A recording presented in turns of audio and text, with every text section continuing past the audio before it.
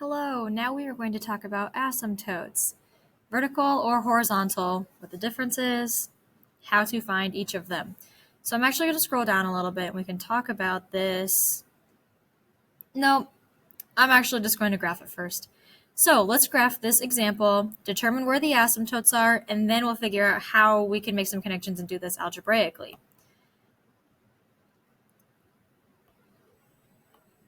So here's our function.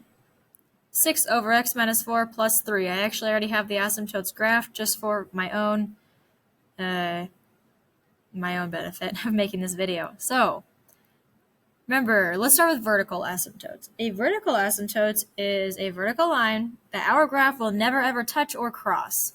You might notice that is right here, right on this line, x equals 4. You might wonder if that has anything to do with this 4 in the denominator, and that's absolutely true.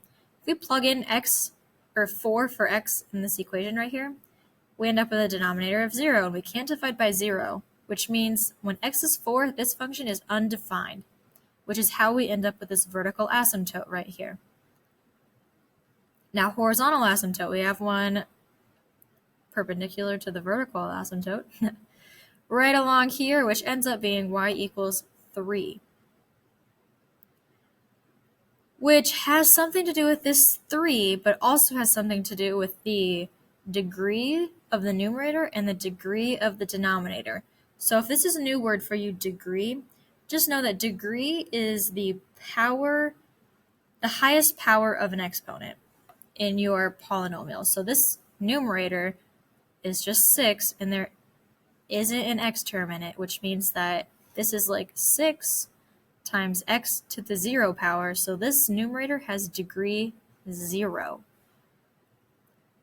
But the denominator has an x term to the power of 1, so this denominator has a degree of 1.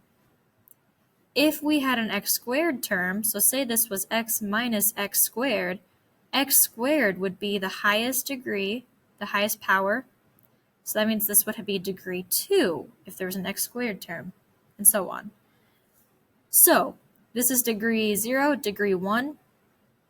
This horizontal asymptote has to do with these degrees and this 3. So let's go back and let's chat.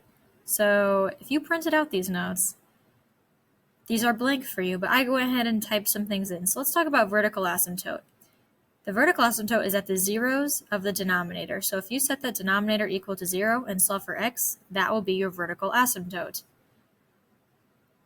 In other words, it's where the function is undefined. Now the horizontal asymptote is also where the function is undefined, but it has everything to do with the degree. So if the degree of the numerator is larger than the degree of the denominator, not larger though, that is incorrect, smaller. So if the degree of the numerator is smaller than the degree of the denominator, the horizontal asymptote, HA, is at the x-axis, when y equals 0. This may be shifted up or down. As you can see, this graph right here, this plus 3 shifted that graph up 3 units, so that's why our horizontal asymptote was at y equals 3.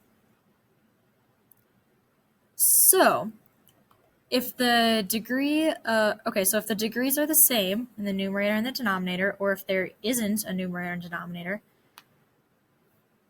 and it's just, like a polynomial, then the horizontal asymptote is the ratio of the leading coefficients of the leading variables.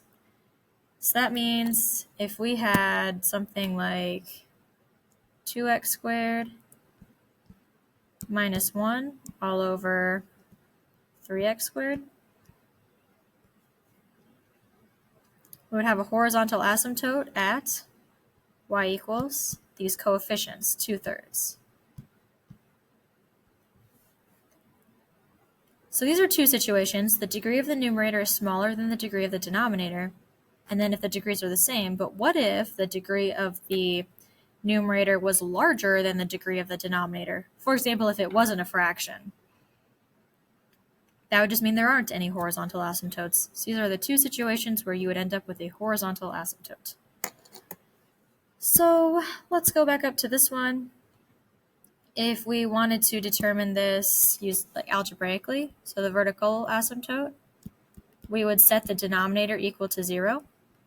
So we would set x minus 4, that's the denominator, equal to 0, and solve for x. X equals 4. And that's the vertical asymptote. And the horizontal asymptote exists because this 6 has degree 0, and then the denominator has degree 1. So the numerator degree is smaller than the denominator, which means that the horizontal asymptote is at y equals 0. But remember, keep in mind your function, what it looks like, and what this, if it's being shifted up or down. So since we're shifting up 3, it's going to be y plus 3. In other words, y equals 3.